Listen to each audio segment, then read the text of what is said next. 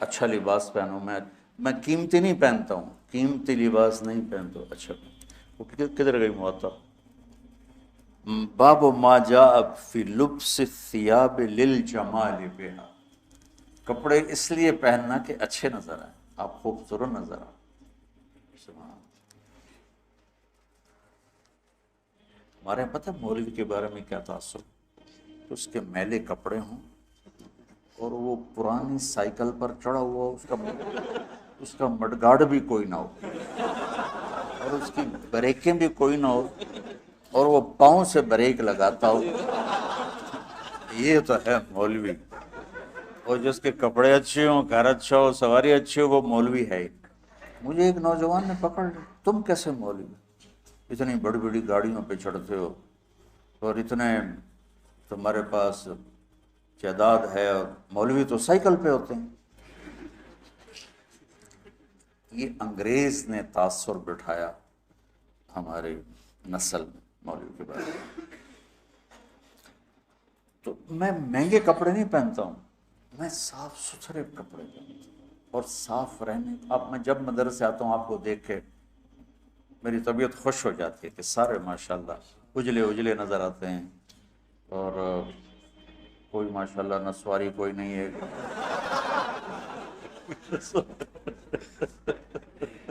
سارے صاف ستھرے خوشبودار، تو اچھے لگتے ہیں۔ اور خاص طور پر جب آپ گھر جاؤ جن کی شادیاں ہیں، بہت اپنا خیال کرو۔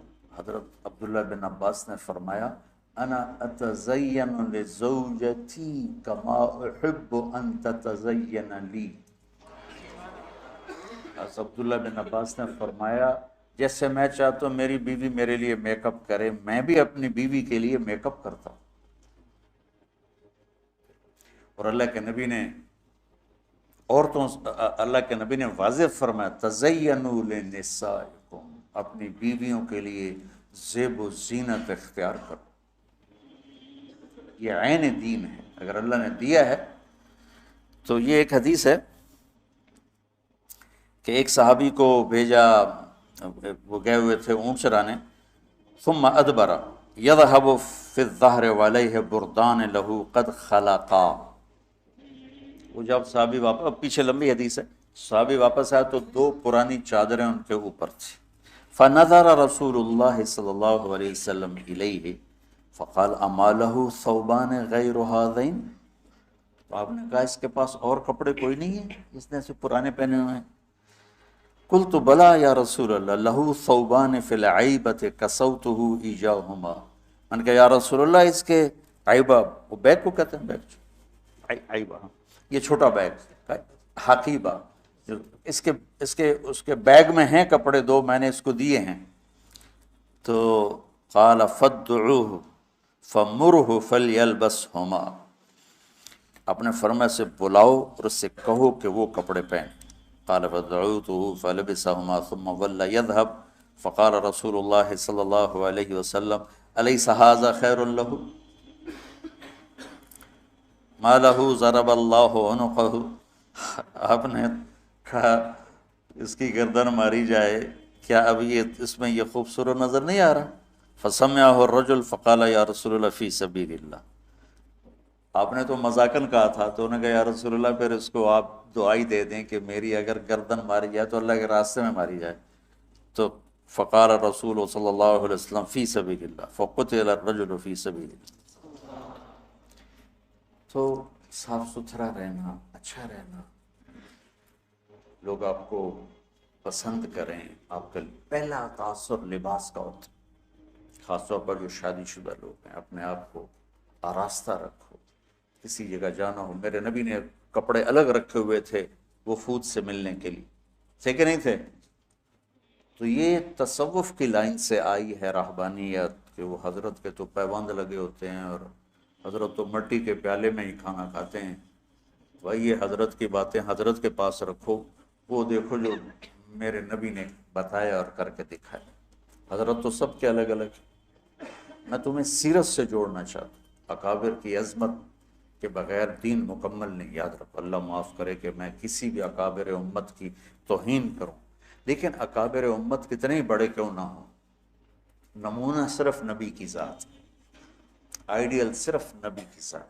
لقد کان لکم، پھر آگے فی، سبحان اللہ، ایک لقد، پھر لکم اور فی رسول اللہ ہے. ایک ہی ہستی ہے جس کے پیچھے چلو گے تو منزل ملے گی، وہ ہیں محمد مصطفیٰ. محبتیں بانٹو، محبتیں تقسیم کرو، نفرتوں کی آگ کو بجھاؤ اور اسلام پیش کرو. اسلام پیش کرنے کی مثال کیا ہے؟ میں کہتا ہوں بھائی جو 5 وقت نماز پڑھے گا اللہ اسے جنت میں جگہ عطا فرمائے گا. یہ تو ہو گیا اسلام. اور مذہب کیا ہے؟ یہاں ہاتھ نہیں باندھنے، یہاں باندھنے، نہیں یہاں نہیں باندھنے، یہاں باندھنے. یہ ہو گیا مذہب. تو مذہب کی تبلیغ نہیں کرنی، اسلام کی تبلیغ کرنی. اپنی ذات کے لحاظ سے میں بار بار دہراتا ہوں کہ میری بات کو کوئی غلط نہ لے جائے. اپنی ذات کے لحاظ سے ہم امام ابو حنیفہ کے فتویٰ کو مانتے ہیں، اور امام ابو حنیفہ کے مذہب کی وہ تعبیر جو اکابر دیوبند نے کی ہے اس کو ہم راجح مانتے ہیں. راجح یعنی زیادہ صحیح مانتے ہیں. باقی سب کی عزت کرتے ہیں، سب کا احترام کرتے ہیں، سب کو سلام کرتے ہیں. ہمارے اکابر کا حال یہ تھا کہ مولانا اشرف علی تھانوی رحمۃ اللہ علیہ کی مجلس میں کسی نے کہہ دیا احمد رضا خان بریلوی، تو حضرت تھانوی اس پر شدید ناراض ہوئے. حضرت تھانوی کیا تو فوری پکڑ ہوتی تھی نا، اتنے بڑے عالم کو اس طرح بے ادبی سے پکارتے.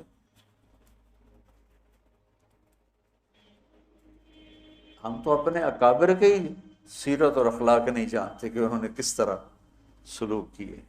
آج جو ہو رہا ہے وہی ڈول گلے میں ڈال کے بجائی جا رہے. تو وہ ایک جلوس جا رہا تھا، نہیں چلے گی، نہیں چلے گی، نہیں چلے گی، نہیں چلے گی. وہ ایک نے کسی سے پوچھ لیا بھائی کس کی نہیں چلے گی؟ کہ مجھے کچھ پتہ نہیں، بس نہیں چلے گی. نہیں چلے گی. جو سارے کہہ رہے نہیں چلے گی، میں کہہ رہا ہوں نہیں چلے گی. تو بھائی ایسے نہ بنا.